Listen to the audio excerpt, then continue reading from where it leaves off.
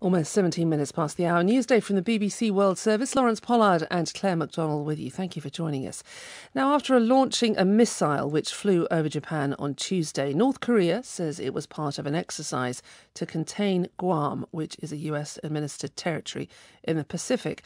Pyongyang says it's being provoked by US-South Korea military exercises, which it says are a rehearsal for an invasion of North Korea. Russia and China, for their part, have also cited the drills as a source of the latest tensions. Well, in its latest session last night, the UN Security Council denounced North Korea's latest missile test, unanimously demanding that Pyongyang halt the programme. However, the Chinese ambassador to the UN, Liu Jie, said South Korea and the US, who've been holding joint military exercises, should also show restraint. So, will North Korea be frightened or surprised by this response from the UN Security Council? We've been speaking to Daniel L. Davis. He's a senior fellow at the think tank Defence Priorities, a former high-ranking American military. They might have breathed a sigh of relief that there wasn't anything any more stern than some angry language coming out. So it certainly was no worse than they thought, but probably about what they expected. And surely part of the problem is that the threats are getting louder, the rhetoric is getting angrier, but actually, is there any threat that's deliverable? Doesn't North Korea sit there confident that no one is going to unleash anything on it?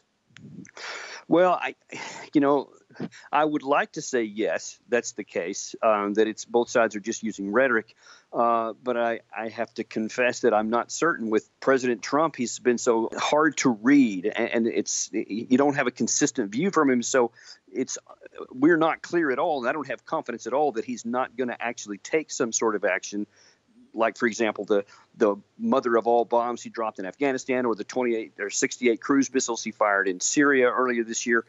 I'm just not that confident, but I really hope that he's getting good advice from his advisors, because that would be catastrophic. And sometimes the best thing that you can do is to take no military action, but to deter. And definitely North Korea can be deterred. And I disagree with anyone who says that they may use these missiles that they're having in a provocative way to launch an attack on someone, because that would be suicidal. And if there's one thing we can say about the Kim regime is that though they may be evil and they may be wicked, they are not suicidal. They want to remain in power. Right.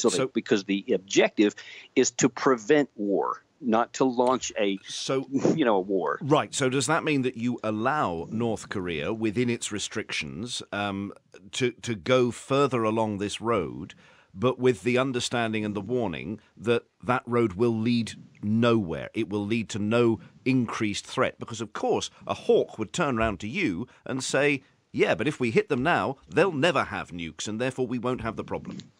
Well, and if anyone that said that, I would say, no, you're wrong, because you might set them back, but unless you literally destroy their country, all you're going to do is stir up the hornet's nest and cause them to launch a retaliatory strike and kill potentially hundreds of thousands of people in South Korea.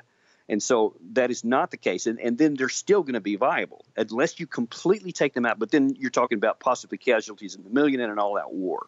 So I would disagree with my hawks on that case. And when people say, as they were at the UN, enough is enough, something must be done, that's just the wrong language in your analysis. Now, we can use that to our advantage by saying, okay, well, we're not gonna launch an attack on you, but if you use any of these weapons, then you can count on a very powerful response. That's what deterrence is all about, is to keep the balance there so that there doesn't have an outbreak of war. Based on the current realities, what can we do to prevent war? And that's containment right now, politically or any other way. That is our best course of action.